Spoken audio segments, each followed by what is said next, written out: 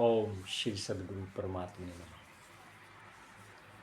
हरि अनंत हरि कथा अनंता, कहियन सुनियन बहुविधि सब संता। राम सिया राम जय जय राम। राम सिया राम जय जय राम। रामचरित मानस में गोस्वामी जी लिखते हैं, हरि अनंत हरि कथा अनंत। भगवान के नाम अनंत है, कोई भी नाम भगवान का ही है वो सब। कथा भगवान की सुनना, उनका नाम का गुणगान करना मनुष्य का तो हर मनुष्य का कर्तव्य तो नहीं, कर सकता है, करना चाहे तो, नहीं करना चाहे तो ना करे। आज ही हमारे एक दोस्त ने हमसे कहा कि ऐसे प्रवचन करने वाले बहुत हैं। अरे प्रभु, संस्कारों के लिए शिक्षा बहुत जरूरी है, और शिक्षा से ही ज्ञान आता है, और ज्ञान महापुरुषों के वचनों और सत्य शास्त्रों के अध्ययन से ही आता है। जैसे एक टेस्ट देना हो ना कोई प्रभु, टीचर्स की आवश्यकता होती है। चाहे यूपीएससी का टेस्ट देना हो, आईएएस आईपीएस बनना हो, लेफ्टिनेंट बनना हो, तो उसके लिए टीचर्स की आवश्यकता तो होती है, और साथ में किताबों की आवश्यकता होती है, वो पढ़नी पड़ती है, और लेक्चरार सुनने पड़ते हैं, लेक्चर अपने टीचर्स के। अगर बहुत समझेंगे तभी वो 3 घंटे का जो पेपर होता है ना, उसमें आप टॉप आने की कोशिश करना। लिखेंगे, अच्छा लिखेंगे तो आपको आपकी जो जो नौकरी चाहते हैं, आईएएस आईपीएस, कोई भी एनीबॉडी, कोई लेफ्टिनेंट कर्नल,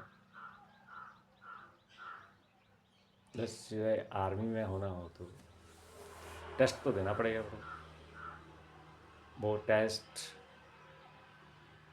किताबों पढ़ने से और टीचर की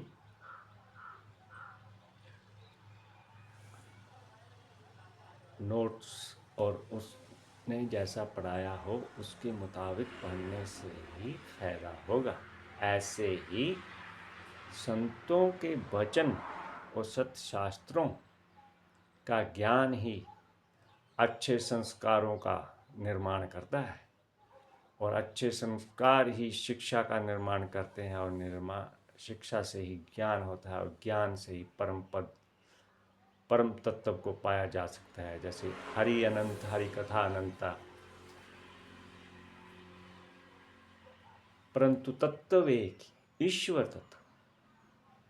जैसे भगवान श्री राम जी और रावण जी का तत्व एक, ईश्वर अंश, लेकिन वो ज्ञान की कमी के कारण, संस्कार अच्छे ना डालने के कारण रावण की जो दशा हुई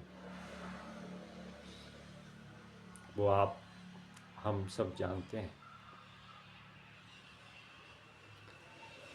ऐसे ही हमारा ये संविधान है ना, मैंने सुना है उसके अनुसार से चलती है ये दुनिया, सिस्टम। संविधान से भारत माता का निर्माण होता है।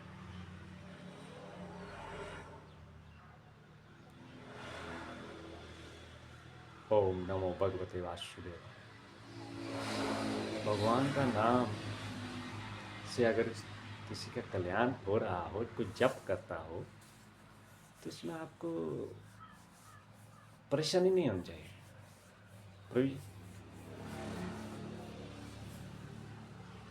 हर एक का काम करने का तरीका अलग अलग होता है, और आप हिंदू ही हिंदू संतों को बदनाम करने लगा है। अंगुलियों पर गिनने के लायक तो तुम हिंदुस्तान में रह गए हो हिंदुओं, और जो संत सनातन का प्रचार कर रहे हैं, करना चाहते हैं, तुम उसका ही विरोध करते हो। ईश्वर के बारे में तुम जानते ही क्या कितना? हम तो बिल्कुल नहीं। गायों को बस गाय ही में ईश्वर नजर आता है, उन बच्चियों का नजर नहीं आता जिसके बारे में मैंने आपसे 1-2 दिन पहले बात की थी कि उसके साथ आते। आप संस्कार की बात करें, संस्कार कैसे आएंगे? संस्कार शिक्षा से आते हैं, शिक्षा ज्ञान से होती है। जो माना कि सब माता पिता आपकी तरह इंटेलिजेंट नहीं है, कुछ मेरी तरह मंदबुद्धि भी है जिनको कुछ पता नहीं, तो इसका मतलब ये नहीं हो रहा हम आपके आगे हाथ फैला रहे थे, कुछ चीज़ मांग रहे। हम पैसे नहीं मांग रहे थे, मांगते हैं, मांगते तो तुम ही हो प्रभु, हम सेवा कर रहे हैं, हमें दीजिए।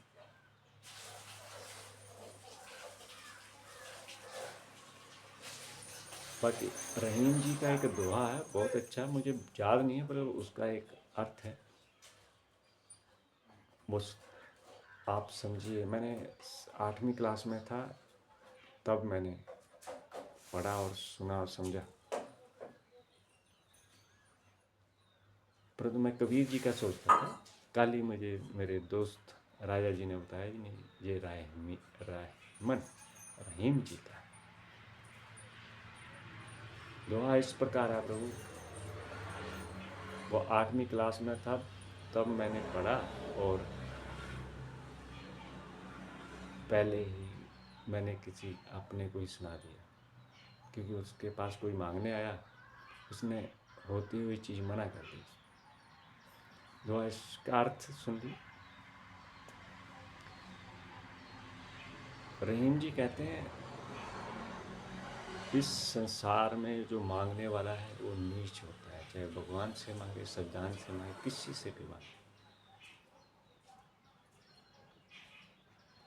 उससे पहले वो नीच जो उसके पास हो और मना कर दे।